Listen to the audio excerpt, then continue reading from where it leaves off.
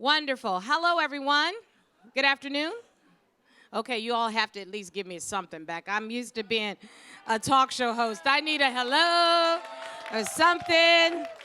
I'm not coming up and down in that audience. My heels are too high, so you have to do the best you can and give me a little feedback. So I'm Star Jones, and I am the president of Professional Diversity Network, IPDN, which has a subsidiary, the National Association of Professional Women.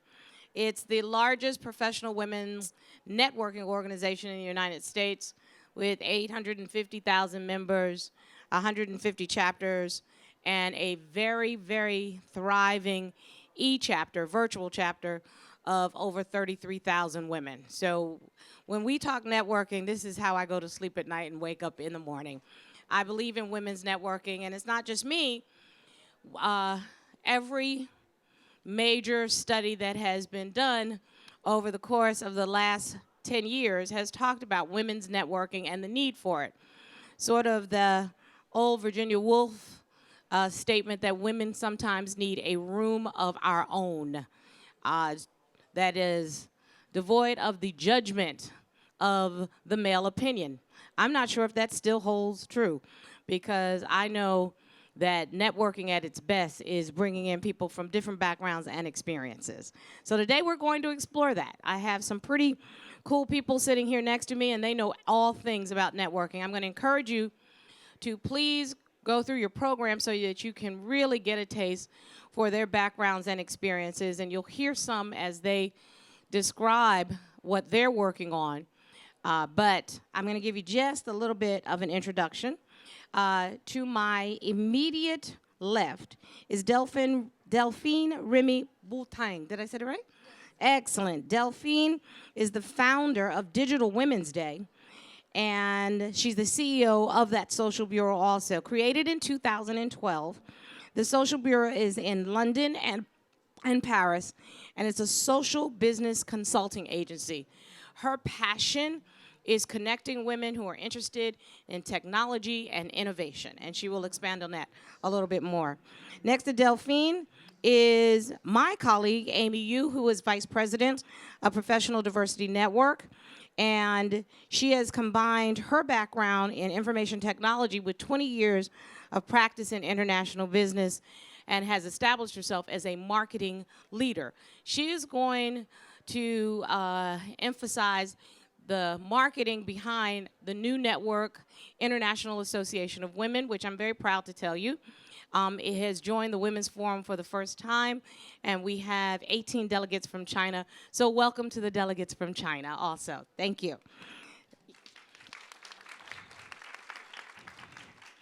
Next to Amy is Mina Harris. She's the founder of Phenomenal Women Action Campaign, and it is a grassroots digital initiative that supports nonprofit women's organizations such as Planned Parenthood and Girls Who Code. Her expertise is political activism and social activism, basically getting off your butt and doing what you say you're going to do, acting on your desires. Is that fair enough, Ina? Absolutely. And then finally, to my far left is Ekaterina Rybakova, the co-founder and board member of the Rybakov Foundation. That is named after her family, by the way. It's a nonprofit organization that was established in 2015 that seeks to fulfill the long-term goals of Russia by tapping into the finest qualities of its citizens. And her expertise and desire is in the philanthropic area. So as we start to talk about networking, you see we run the gamut. Philanthropy, political and social activism, culture, and technology. And that's what we want to talk a little bit about today. So let's start with an easy question to the panel. Why does women networking matter to you? And I'll start with Delphine. Okay. Hi, everyone. Well, I think women don't network enough, clearly. That's an issue that we discovered, and I'm pretty sure that you all know that because we working very hard, and so we don't take the time to network. And the Digital Women Day, which takes place every year and is going to take place for the 6th edition in Paris on March the 8th, under the theme For a Better World, is going to talk about that, and is going to talk about how women should network. And we created 2 years ago a networking club for women in tech to be part of that networking environment. Because in France we have two numbers that are very low. We have first 28% of women in tech, so the technology with the sector of the future, women are underrepresented, and there is 10% of women at the head of startups in France. So we need more women to help each other. I think that's a main concern, and we need for women to understand that the importance of network is absolutely critical to be able to do things. And an event like this today is a very important event to also meet each other, because that's where meeting people in the real life, a lot of things can take place. Thank you, Delphine. I'm going to ask you for some case studies and best practices the next go around. Amy, why do women's network matter to you? I think as women, we play so many different roles in life. We are daughters, wives, we're mothers, we play so many different roles in different age, different steps. But how do we facing all these challenges in different age? How do we find out how to become the best daughter, best mother, best professional? So I think through networking, we can find a role model, someone you want to be. No matter you're American or Russian or Chinese, it doesn't matter. Somebody successful, a good mother, a good daughter is a role. So through networking, that's what helped me and help everybody to become more knowledgeable and successful. 100%. When you see one, touch one. So that's the mentoring part of networking. Yes. Okay, Mina, why does women networking matter to you? It matters to me. Is this on? Yes. In particular, I think because it really gives us an opportunity to problem solve. I think that, generally when we think of women's networks, we think of conferences and panels and conversations, which are really important, but I think problem solving also has to be a primary focus of that. It means, not connecting just for connecting's sake, but actually having a real sort of solution in mind to really be able to tackle the circumstances. Oh, is it not on? Oh. Tackle circumstances and new circumstances often that women are navigating. In my experience, for example, in the tech world, there are so few of us that you may be in any given company the first woman to navigate a new issue like paid leave or childcare for the first time, and to be able to have a network where you can actually rely on other women who have sort of been, first and pioneers at their companies to really share information and to collaborate and to actually have information that's sort of strategically useful, I think is a really huge benefit of networking. Aren't you tired of hearing the first woman to do anything right now in It's 2017? amazing. It's still, we still have lots of firsts, and in particular, again, you can be, just sort of a regular, worker in Silicon Valley, and you may indeed be the first woman to do something, and it can be lonely. And I think having that sense of connection and support is really valuable. We have one first that we didn't get, and I'm a little salty about that. You can pass that on to Katerina. Why does women's networking matter to you, Kat? Women's networking for me is experience for women to develop their projects and develop herself.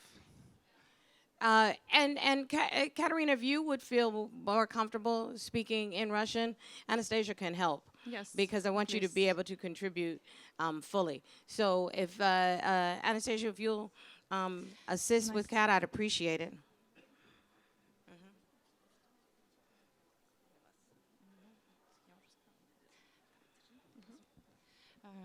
I'm sorry for my English. I will speak in Russian and Anastasia translate it. сети для меня это возможность для женщины общаться, взаимодействовать и расти над собой и развивать свой проект. Networks for me, do you hear me well? Yes. Networks for me means being fully empowered to grow and to develop projects. And if we may say, just to give some statistics, because this is the philanthropic foundation, the family foundation, which Yekaterina and her husband founded in 2015. And the foundation has been only 1 year and a half, but it operates in 13 regions in Russia with over 600 members, and there are 45 regional local groups connected through an IT platform. Just to give you, some background information and to put it into context. So a year and a half, you've grown the network like nobody's business. We're going to get some work done because we know that networking works. We know that men have had what is referred to as the boys club for many, many years. And that's where deals are made. And that's where mentorships are formed.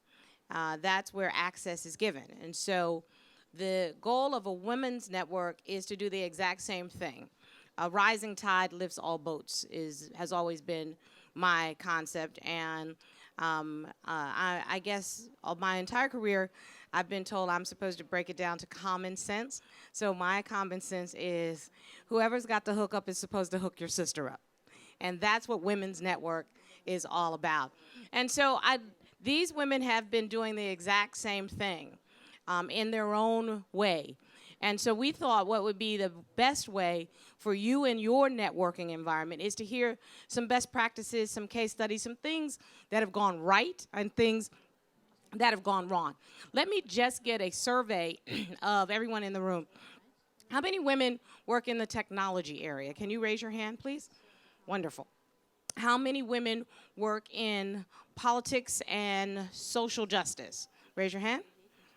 How many women work in philanthropy, fundraising, community service, give back? Thank you.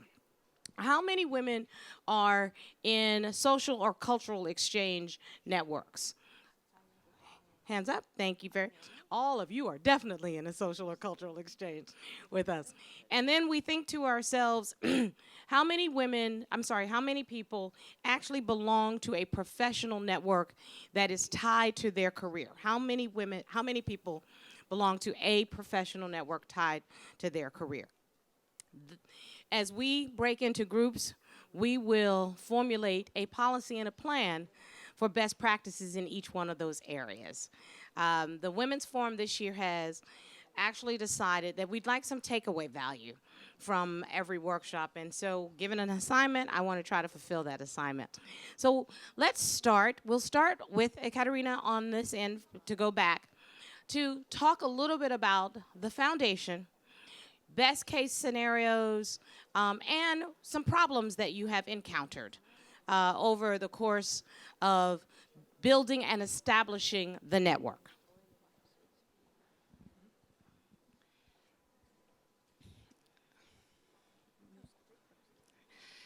Проблемы, с которыми мы столкнулись, таковы, что участницы, которых мы привлекаем, ожидают, что им будут готовые решения предлагать, а мы предлагаем им самим искать решения, для этого объединяться в сообщество. So the problem that we have encountered while building the network was that there were some misleading expectations from the participants, because the participants who joined, they expected that we would provide some ready-made solution for them or a silver bullet, but that was not the case, because we would want them to decide what they want, and we would want them to grow and tell us what they want.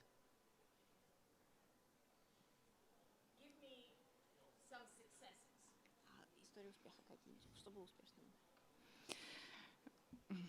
Успешным было то, что мы начали пилот программы в Москве и в Санкт-Петербурге, и потом мы разработали методологию и распространили ее через IT-платформу во все регионы страны. Well, what was the successful practice was that we started and piloted the project in Moscow and St. Petersburg. Then we fine-tuned the methodology, and then we distributed the methodology that proved successful and effective into the regions through an IT platform which connects the groups. So it seems that one best practice is to establish a structure and then replicate that structure. Да, верно. Yes, that is exactly true. Okay, we've got one tip already. All right, Mina, tell us your case study.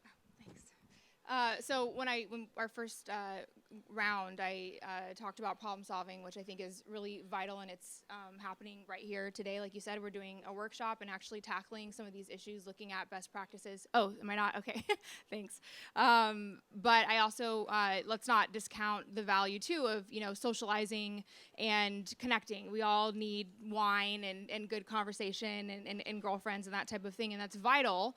But one thing that we've learned through the campaign and through my experience is that the most gratifying sort of long-lasting connections really come from ones that are guided. And let me explain what I mean by that.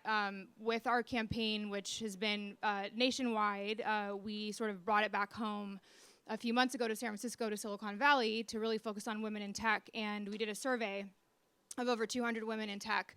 And one of the overwhelming findings of that survey was that women were expressing that they were dissatisfied with sort of typical networking events, right? So again, when we think of these, it's sort of social and, get 200 women together and wine and speakers, and you throw them in a room and there's supposed to be magic there. But a lot of women said that they felt that they were overwhelming, that they felt awkward, that if they didn't go with a group of friends, that they sort of felt lonely, that they felt transactional. And what they really wanted was lasting interactions, long-lasting friendships, and sort of really developed relationships. And I think one woman really hit the nail on the head when she said, I want guided connection making, right? So I think it is about being able to create spaces for women to sort of organically come together and connect, but it really is the most effective when we do have, it kind of goes to this point about structure, where you do have some sort of guided connection making, where it's not just about connecting us, but really sort of connecting the dots between us. I mean, it's very interesting that you say that. We've got structure on one end, and you're saying guided networking.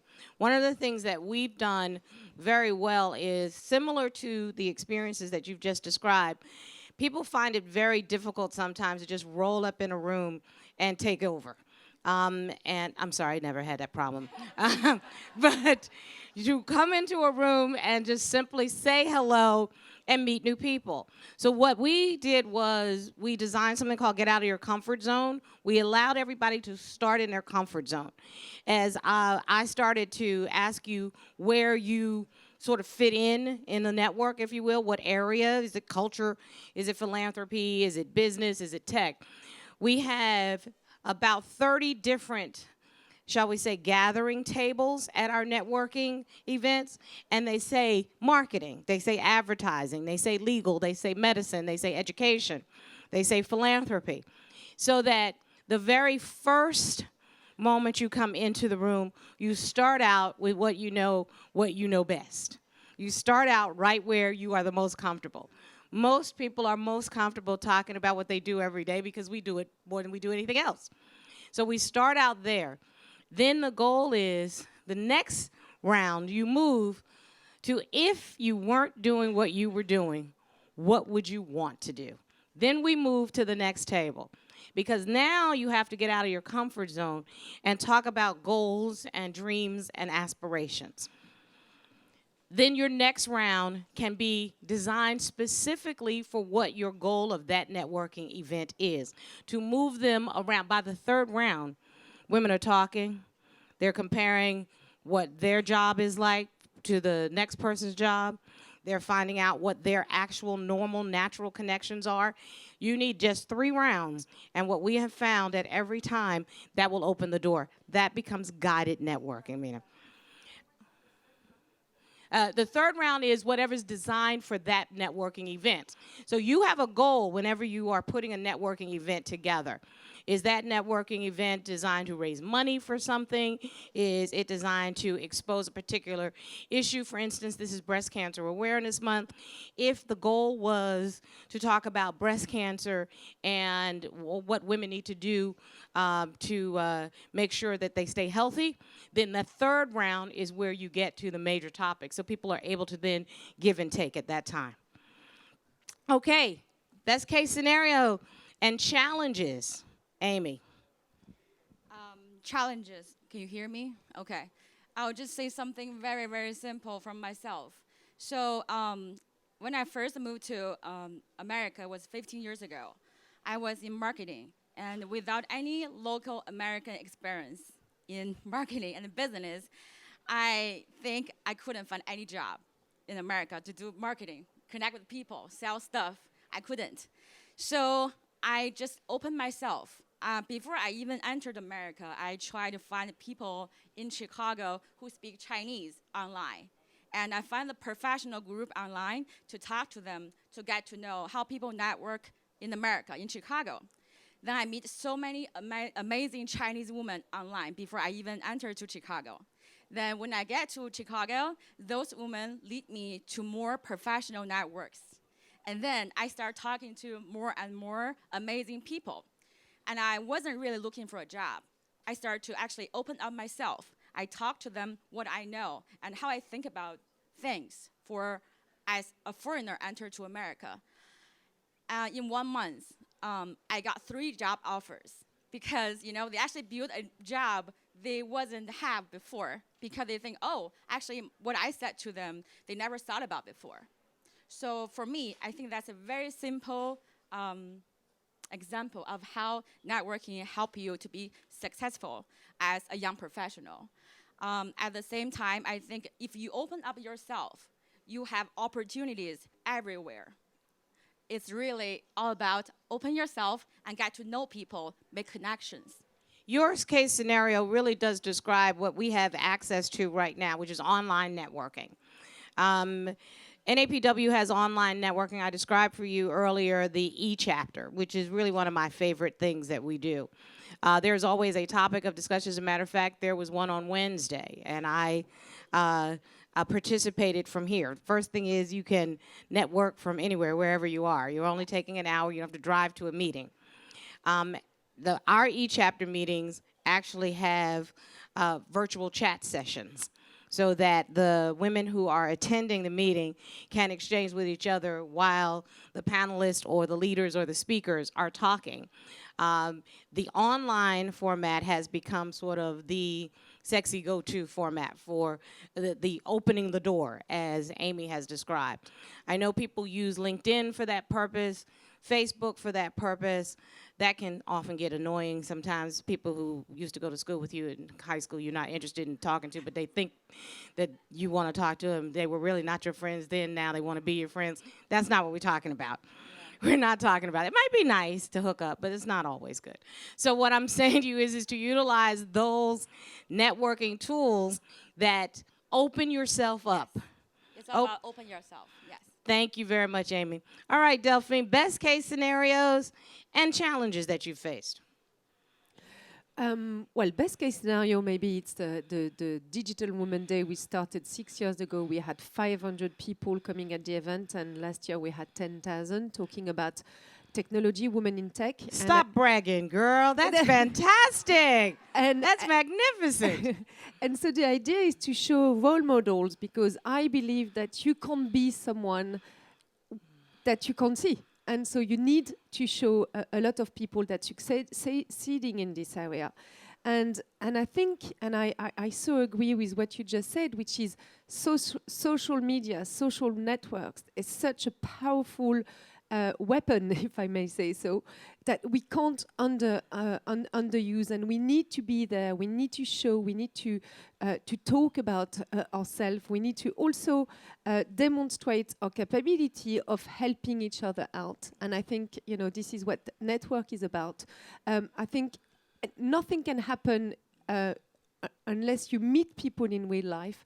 But social media, Twitter in particular, LinkedIn, of course, etc., are very, very, very important. And the other thing that I will say in the worst case scenario is that today network events are mainly designed by men. So you have a lot of hospitality events, and it's all about football or rugby. So for a woman, you either accept and you go, or you just decline. And I think there is a third option, which is creating another way of networking, which is not necessarily at night, where we don't feel like we want to be.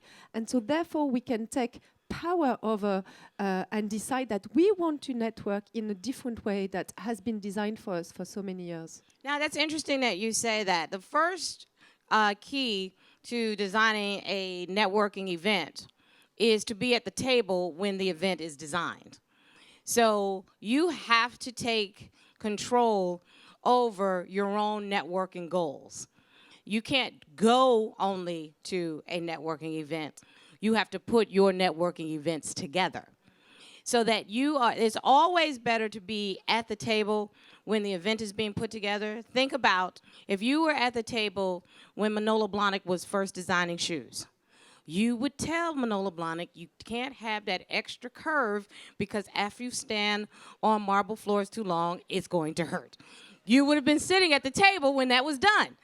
They were always going to look good, but you would be sitting at the table. It works for every case scenario. The more we are at the table when the foundation of anything is put into place, the more control you will have over it. So designing your own networking events around what you're interested in is really probably the smartest thing. It's one of the reasons why I asked in the beginning, what areas are you interested in? Because 9 times out of 10, the people you're interested in talking to are interested in similar things. So one lesson there is to get involved in the planning stage and design your own event. I love the best case scenarios. I also love the challenges. So the question is, can networks work together? This Women's Global Forum is really designed to pull together the best of the best, the smartest of the smartest, and figure out what can we do together to enhance each other. I think it's fair to say that sometimes networks are competing with each other. And you want to make sure that your network is complementing other women's networks. So that question, before we start our workshop work, I would really like to put it to the panel. How do you work to make your network complement networks that already exist? What have you found is your secret sauce to being a community of networks? And I'll let whoever wants to jump in talk, and I'm going to hand the mic to let you all do this part of the discussion. All right, I guess I'll go first. You're involved in the community, so Yeah, absolutely. I think the first thing, the way I look at everything is there an opportunity to collaborate and partner with another organization? There is so much, again, I mean, this kind of goes back to what I earlier spoke about, which is that there are still, even though there's lots of networks, there are still so few women oftentimes in these spaces, and I think there's really something to be said about having sort of collective power, right, when we come together.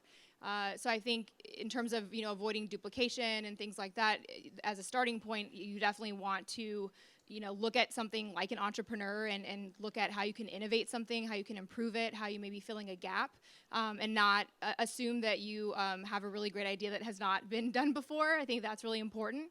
But once you've sort of done that research and figured out, where you can fit in, and not only that, but really enhance the work of other organizations and partner with them, I think that's when you truly have change and effective networks that are really powerful. fantastic. Anybody else want to contribute, Catherine?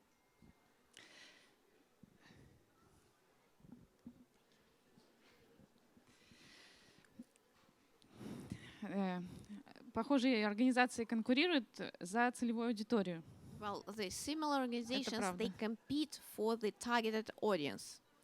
Но понимаем, что выгодно сотрудничать. But we understand that it is beneficial for everyone to collaborate and cooperate. И мы ищем независимые площадки для выстраивания диалога. That's why we are seeking for independent platforms to build the dialogue. Потому что иначе диалог не состоится. Because otherwise a dialogue wouldn't happen.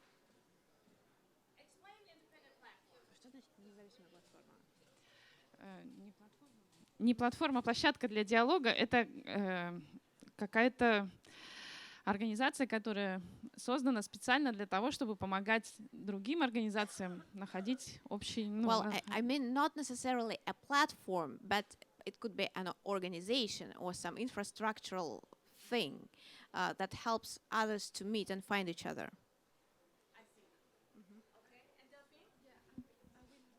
Thank you. I will just add two quick things. I will say, well, Steve Jobs used to say innovation and creating is about bringing ideas and things together.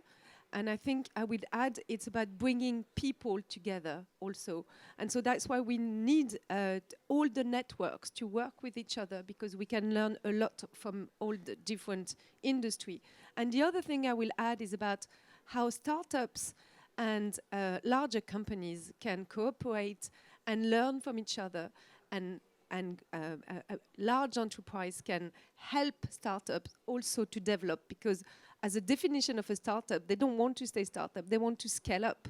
And so therefore we need that help from large companies. So the networking between startups and large enterprise today, I think, is key for innovation. We are 100% on. Oh my gosh, we have something here. You want to contribute? Yes. I'll come and I'll do my Oprah for you right now. I just want to share with you, our experience.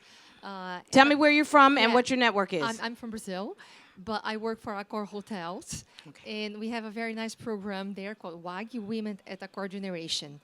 And we have lots of activities, and one of the main activities that we have there is the mentoring program for women, right? For our employees, female employees.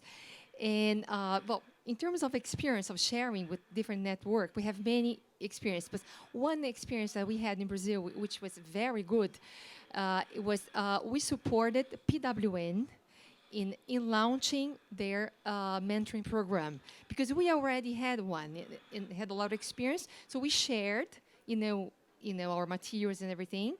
Had series of meetings, and then we supported PWN with the organization of the event, because we have the hotels, we have expertise in events and so on. So it was a very, very special event, and we worked very well together. So we have a very good partnership. Oh, and I'm going to be calling on you on Agora Hotels, because I have some ideas for some women's networking events. Thank you very much. Anybody else? Yes, indeed. I love it. Here you are. Thank you. My name's Kelly Saunders. I'm working for Group SNCF. I actually have a question for everybody. I would like to know if there are any organisations where the women's network within the business is actually working alongside the executive, like making decisions for the business, about the business. Well, what you're actually talking about is we have them all throughout, I know, in the United States. There are a number of employee resource groups, if you will, that are their own networks. And in a number of the major corporations, there may be a women's employee resource group, a African American resource group, an LGBT resource group. They'll have multiple resource groups. However, the one buy-in when you're really doing it right is there has to be somebody from the C-suite who is attached to each one of those groups, so that the concerns of the group, if you will, the ideas of the group, the innovations of the group go straight to the top. So it's exactly what you're talking about. The biggest issue is getting corporate buy-in to that. Corporate buy-in is a must for those employee resource groups to work within a corporation. Let me ask the panel if they have something to share. Anyone? Any experience? Okay, let me see if I can. Here you are. Thank you. Hi, I'm a retired AIG, consulting now for women's leadership. But when AIG had its crisis in 2008, we had just established a women's network in the businesses in the headquarters in Paris and the European countries.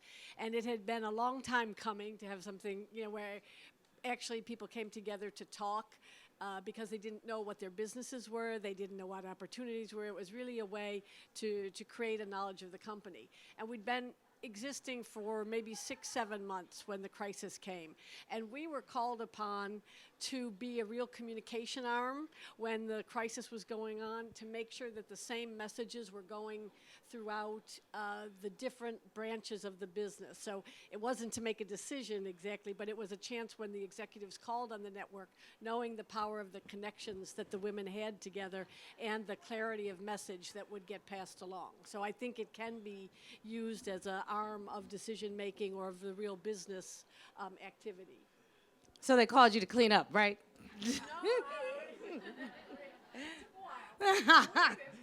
Absolutely. Who else has a contribution? Yes. Hi, good afternoon. My name is Violeta Longino with Agora Hotels as well, North and Central America. I work with Magda and with my team over there.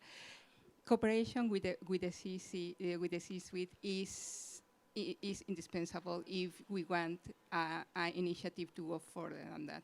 In our company, we're very fortunate to have our CEO empower women, being a signatory of the UN United Principles, and also be the signatory of He for She campaign for the United Nations. So coming from the top, then scale down to the bottom. And right now, for example, in my region, in my particular region, we have also the support from the CEO and from the COO. And we also have a strong network that we cooperate each other as well between the regions. So it's a network per se with the support of the top executives. So C-suite buy-in is the number one thing. Yes, Thank you very exactly. much. And absolutely. Let's hear a male perspective. If I knew they couldn't, I don't think we could get through a whole day without it. Well, hi everybody. Normally I don't mind speaking in public. Right now I'm doubly challenged because Star Jones here, I've seen you on The View. I grew up in New York, so I know very well kind of what you've done, so I kind of fade compared to what you're doing. Oh, please. And secondly, I'm a minority for the first time in a long time. Welcome to my damn world. I can see how that feels. And I'd like to share with you two personal experiences. First of all, I have a 13-and-a-half-year-old daughter, and a lot of the things I do because I want for her to, break that glass ceiling, which we haven't managed yet in the United States, but we will get there. She will be the next president of the United States, so mark my words. I'm a former banker. And I joined UBS, and I was in the investment bank. You probably heard Andrea Orsell. And primarily, most of my colleagues were women. And I was tasked by the HR group to go recruit people. And of course, their expectations were young male professionals from Ivy League schools. And I said, well, we have a problem here. So what about the women? And they said, this is the investment bank. And I said, so what? They have brains, they have the energy to do things. And I actually was the first male, kind of professional to go to Wellesley College, which you probably know. It's an all-women's college in the United States. And I recruited a lot of very bright women from that school. They came to the investment bank, and a lot of my colleagues were raising their eyebrows saying they're never going to make it. I stood behind them.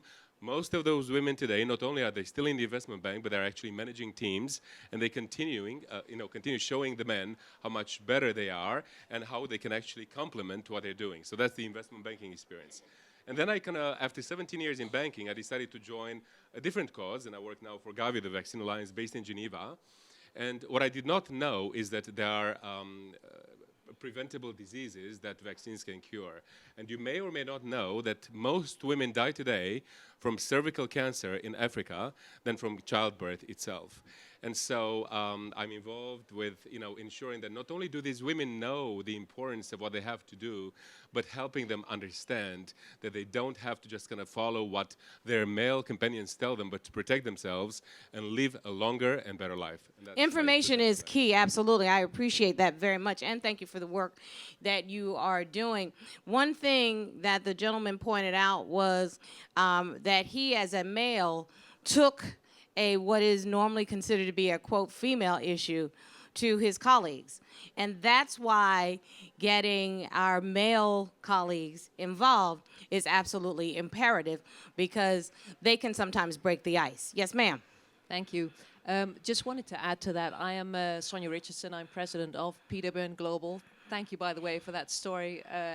Great collaboration that we have with Agora, but many other corporates who really help make sure that the network that we have, which is a volunteer-based network, does thrive. But what we mostly do as PWN Global, so we have 29 city networks that each have a network of women who are inspired, who learn, who share, connect constantly. But at Global, what we do constantly is talk about engaging men. And tomorrow afternoon, actually, I, together with my co-president, who is a man, so we talk about balanced leadership. So we have a male and a female co-president. We're running a session talking about specifically how to engage men.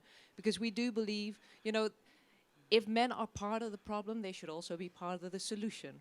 Right? Absolutely. What a great point to bring up. I'm glad that we had the opportunity to engage with the audience or with the participants. We will continue to do that for a little bit at the end of the session as we move to the next part.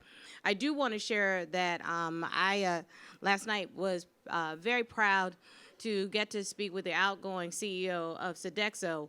And one of the things I'd like to point out that Michel Landel was so successful at is he said, this is going to change in my company, and he made it change. So to get C-suite buy-in from the top is really what a change will do. I can tell you that the numbers were staggering. The executive team for Sodexo, when he became CEO for females, were at 16%. And as he leaves, as he retires, it's over 30%. And so he really did walk the walk and not just talk the talk. So that's really what you're looking for in leadership when it comes to gender equality. Somebody who will, 1, believe it, 2, buy into it, and 3, put their money where their mouth is. So we're going to actually separate for just a little bit. We have our leaders here.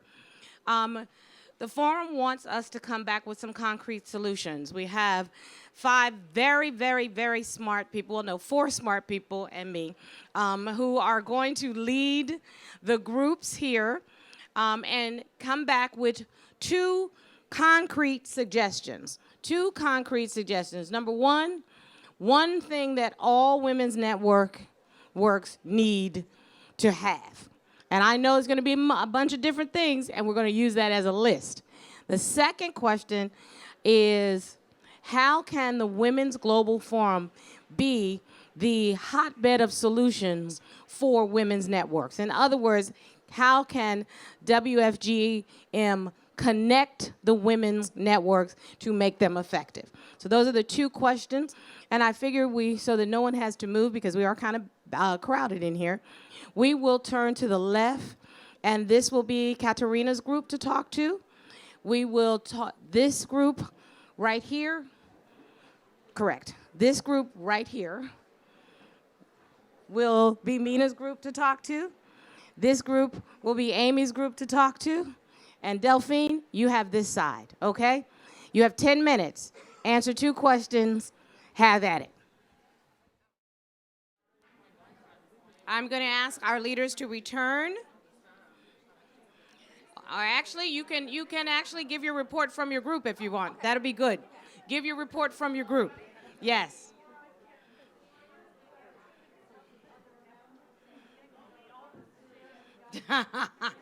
We're going to give the report from the group, and we'll go around the room. Remember, the task was, hey, wait, was that interesting? Was that good? Did you get some work done? Okay, that'll work. You're going to give the report from the group, so I will stand in the middle. We want everybody to be able to turn towards the groups so that they can hear what came out. Remember, we had 2 tasks. What is the one thing that networks absolutely need to have? The second question is, what can the Women's Forum do to be the clearinghouse or the hub for women's networking? So let's start with, what is the one thing that networks need to have? And we'll start over here with Ekaterina's group. Who's going to do the reporting? Anastasia, are you going to report? Okay. Yes, I can bring you a microphone. You are? I apologize to our group if I missed something, and please feel free to jump in and just add what I'm missing. So just let me give you a list of our best practices for number one question, right? There should be a common purpose or a goal for a network to be successful and effective. It also needs to address a specific and defined need to be effective, and not just to be a blah blah blah about whatever. And in order to find a need-based solution, and it should be a safe space. And here we had different appearances because there were opinions, because some people from our group thought that women networks should stay only for women only, because by definition they are women networks. But some people think that it should be vice versa, and that they should be more inclusive and hear the voices of men as well.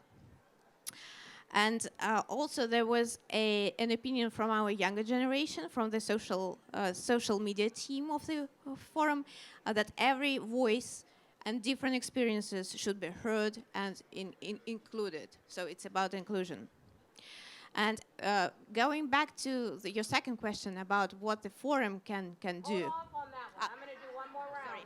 And anything else? I'm doing No? this. I'm cheating. I'm going to record you so that I can record it back and make my report, okay? Thank you.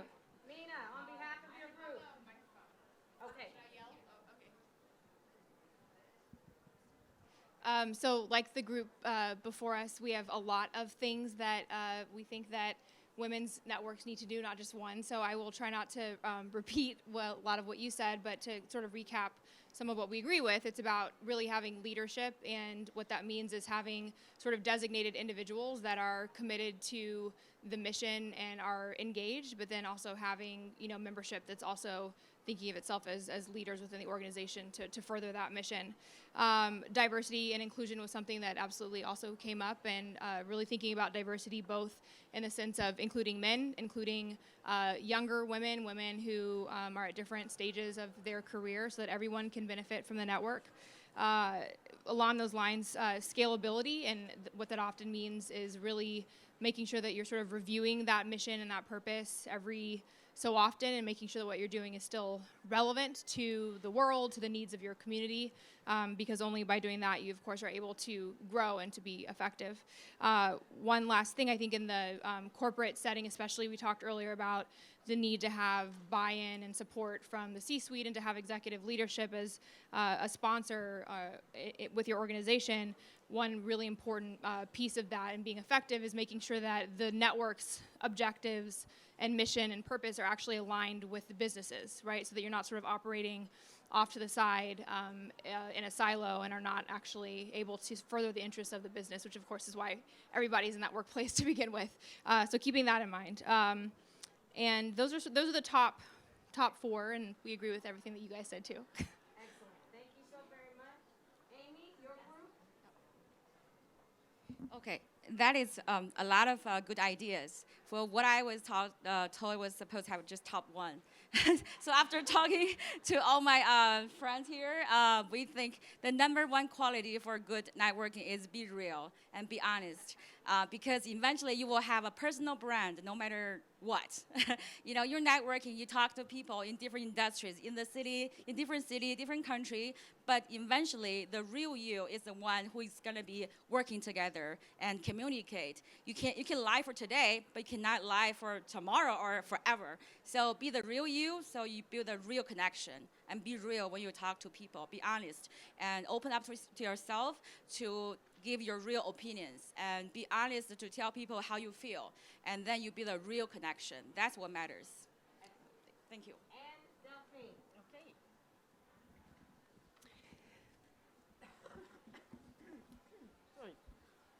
Okay, so our group has been very successful in finding some some answers and some solutions. First of them was for the first question, we need women of all ages for effectiveness. And I think we talk a lot about how do we give this idea and this view that for young ladies, the younger generation, that they need to start their network right from the beginning of the day one of their career.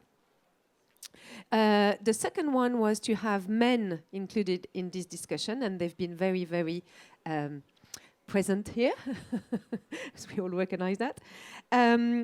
The third one was about diversity, that we need to, of course, have men included in this discussion, but also think about diversity. And another one was to have budget, to be able to do things, to actually do things inside companies and outside the companies, to be able to speak out of what has been said of a network, that we need a voice to be able to share what has been said and discovered. And for the second question, what we... oh, sorry. Oh, sorry. Okay. I think that's it. Am I missing anything? No. Fantastic. I'm going to end that recording so that I can keep myself honest. We're going to move to that second question, but before I'd like to add my 2 cents. One thing I can tell you for certain as you are creating a network, we were talking about enhancing or engaging with your network, but when you are creating a network, you absolutely have to identify the persona of the member of the network. Who is it that you want as a part of your network? Who is she? You're going to answer all those questions. Who is she? What does she do or care about? Where does she want to go in her life or career? Why is she networking? And how can your organization help her? You have to answer those questions as you build any network, because that will keep you relevant. That's the first question. I'm now going to move us to the question that the forum is 100% interested in, and that is, what can the Women's Forum Global Meeting do to be the clearinghouse or hub for women's networking? And Delphine, this time I'll start with you.